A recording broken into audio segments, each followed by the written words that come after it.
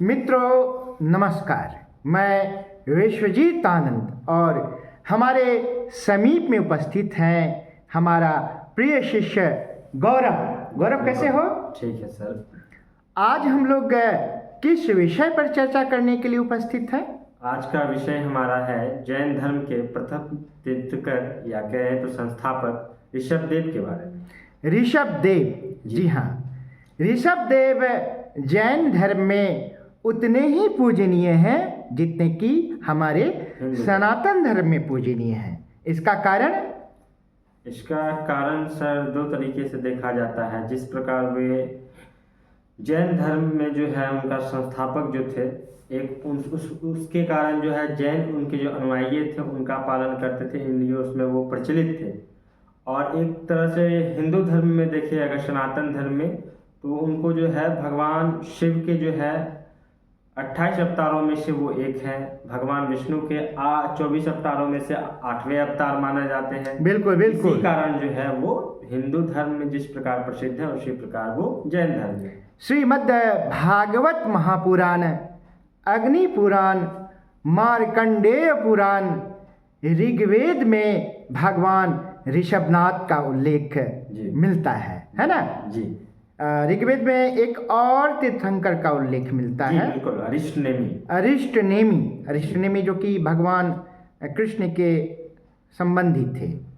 तो इन धार्मिक ग्रंथों में ऋषभदेव का वर्णन मिलता है भगवान विष्णु के 8वें अवतार के रूप में। और जब शिव महापुराण की बात करते हैं तो भगवान शिव के 28 योगावतारों में से वे एक थे और इन्हें आदिनाथ कहते हैं। भगवान शिव को भी आदिनाथ कहते हैं, जटाधारी कहते हैं। दोनों ही कैलाशवासी थे, कैलाश पर्वत में ही रहते थे। जी बिल्कुल। चलिए, कुछ और प्रश्न आपके मन में हो तो करें।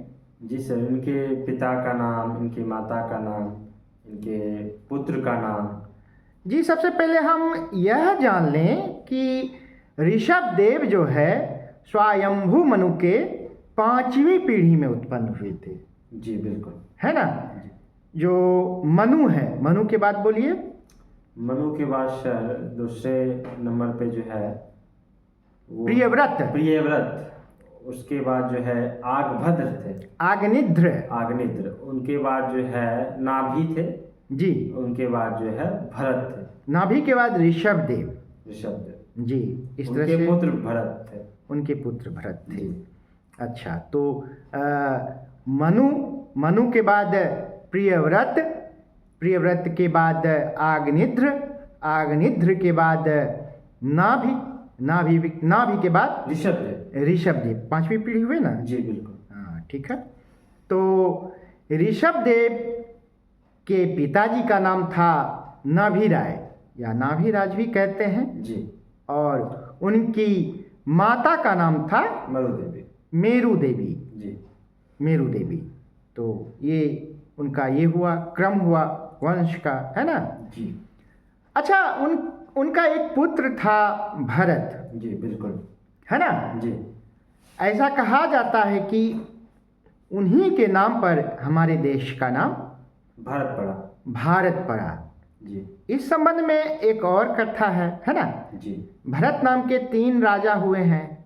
एक ऋषभदेव के पुत्र, द्वितीय दुष्यंत और शकुंतला के पुत्र जी, और तृतीय भगवान राम के भाई, है ना। जी बिल्कुल। तो आप हमें यह बताएं कि दुष्यंत और शकुंतला के जो पुत्र भरत थे उसके बारे में कुछ बताएं, जानकारी हो तो। जी सर, दुष्यंत और शकुंतला के जो पुत्र हैं उनके बारे में संपूर्ण जानकारी जो है कालिदास द्वारा रचित अभिज्ञान शाकुंतलम में भी वर्णित है। अभिज्ञान शाकुंतलम, जी बिल्कुल।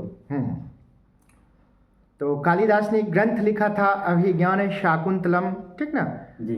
उस ग्रंथ से हमें जानकारी मिलती है ना जी। वैसे हम बता दें कि जो शकुंतला थी वह किसकी पुत्री थी? विश्वामित्र की। ऋषि विश्वामित्र की माँ का नाम मेनका था जी। तो ऐसा है कि मेनका ने उन्हें छोड़ दिया था और शकुंतला का पालन पोषण कौन करते थे? ऋषि कण्व करते थे। ऋषि कण्व का आश्रम था। ऋषि कण्व एक मुनि थे। जी बिल्कुल। तो ऋषि कण्व मुनि के आश्रम में ही उनका लालन पालन होता था, लालन पोषण होता था। हाँ। भरत का कालांतर में उनका जो नहीं, जिसके कारण जो है भरत का नाम जो है सर्वदमन भी रखा गया।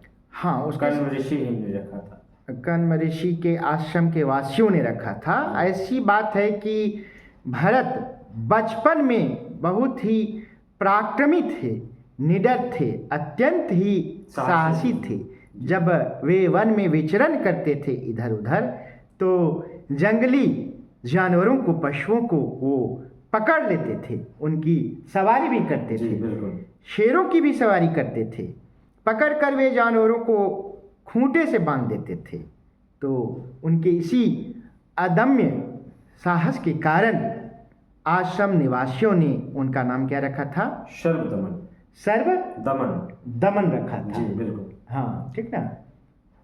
तो और कुछ प्रश्न करें? जी सर, और आप जो है उनके जो लिपि थी।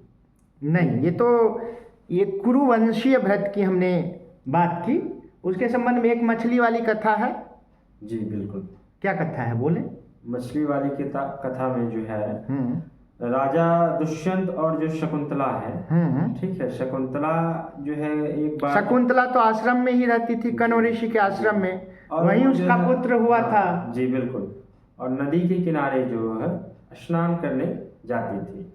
तो उनकी जो एक अंगूठी थी, जिसे मुद्राएं कहते हैं, मुद्रिका। मुद्रिका कहते हैं, वो अंगूठी जो है वो नदी तालाब में जो है वो गिर गई। जिसके बाद जो है एक मछुआरे ने जब मछली पकड़ने वहाँ पे आए तो उनको एक मछली मिली। तो वो मछली जब वो उसको काटे तो उनको उसको मिला क्या, जो वो है मुद्रिका जो है उस मछली के पेट में थी। जी। जिसके बाद वो आश्चर्यचकित हुआ उसको देख के, ये कैसी घटना है। हाँ। तो उसके पश्चात जो है वो क्या किया, वो गया बाहर जो है अपने बाजार में उसको बेचने के लिए, कि ये मुद्रिकाएं बेच के मुझे कुछ राशि प्राप्त हो जाए, राशि इकट्ठे हो जाए।